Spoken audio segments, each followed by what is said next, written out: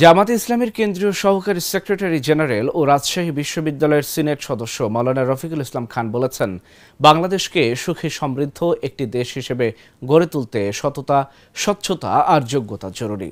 যেদিন এই তিনটি সমন্বয় ঘটবে সেদিন বাংলাদেশ হবে সোনার বাংলাদেশ। সেদিন বাংলাদেশে থাকবে না কোনো চাঁদাবাজ, দুর্নীতিবাজ, বালুখেকো, পাথর খেকো। রবীন্দ্র বিশ্ববিদ্যালয় বাংলাদেশের অষ্টম আবর্তনের শিক্ষার্থীদের নবীন বরণ অনুষ্ঠানে প্রধান অতিথির বক্তব্যে তিনি এ কথা বলেন। বিশ্ববিদ্যালয়ের একাডেমিক ভবন ৩-এর মিলনায়তনে ইসলামী ছাত্র শিবির রবীন্দ্র বিশ্ববিদ্যালয় শাখা আয়োজিত নবীন বরণে বিশেষ অতিথি হিসেবে ছিলেন ইসলামী ছাত্র শিবির কেন্দ্রীয় প্ল্যানিং ও ডেভেলপমেন্ট সেক্রেটারি রিয়াজুল ইসলাম, ইসলামী ছাত্র শিবির সিরাজগঞ্জ জেলা শাখার সভাপতি আব্দুল আজিজ, সেক্রেটারি রেজওয়ানুল শোয়েব, শাহজাদপুর উপজেলা জামাতের ইসলামীর আমির অধ্যাপক মিজানুর রহমান সহ অনেকে। নবীন বরণে নবাগত শিক্ষার্থীদের সম্মাননা ক্রেস্ট, বই প্রকাশনা ও ফুল দিয়ে বরণ করে নেওয়া হয়। ভালো মানুষেরা যখন যতদিন দেশ নিয়ে চিন্তা না করবে, সমাজ নিয়ে চিন্তা না করবে, ততদিন পর্যন্ত এই কলুষিত সমাজের পরিবর্তন হবে না।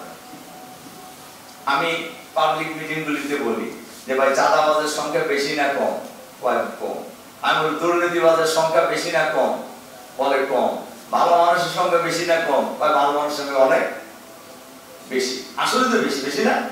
অধিকাংশ লোকই তো ভালো, কিন্তু ভালো মানুষগুলি শুধু চুপচাপ থাকার কারণে এই গুটি কয়েক চাঁদাবাজ, দুর্নীতিবাজরা সমাজে অশান্তি তৈরি করে রেখেছে। এটা কি হইতে দেওয়া উচিত? এটা হইতে দেওয়া মোটেই উচিত নয়। আমি, তুমি, সবার, আমরা এই দেশের একজন নাগরিক হিসেবে আমাদের সবারই দায়িত্ব আছে। আমরা এই দেশটাকে আগামী দিনে সুন্দর দেশ হিসেবে গড়ে তুলবো ইনশাআল্লাহ। আমরা এই দেশটাকে আগামী দিনে একটি সমৃদ্ধ দেশ হিসেবে আমরা গড়ে তুলব। এই দেশটাকে আমরা একটি আধুনিক মানবিক দেশ হিসেবে আগামী দিনে গড়ে তুলব ইনশাআল্লাহ। এটা আমাদের সবার দায়িত্ব। আর এই দায়িত্ব পালন করার জন্য অনেস্টি খুবই জরুরি, সততা, স্বচ্ছতা খুবই জরুরি। সততা, স্বচ্ছতা আর যোগ্যতা, এই তিনটা শব্দের সমন্বয় যেদিন হবে সেদিন বাংলাদেশ হবে সোনার বাংলা।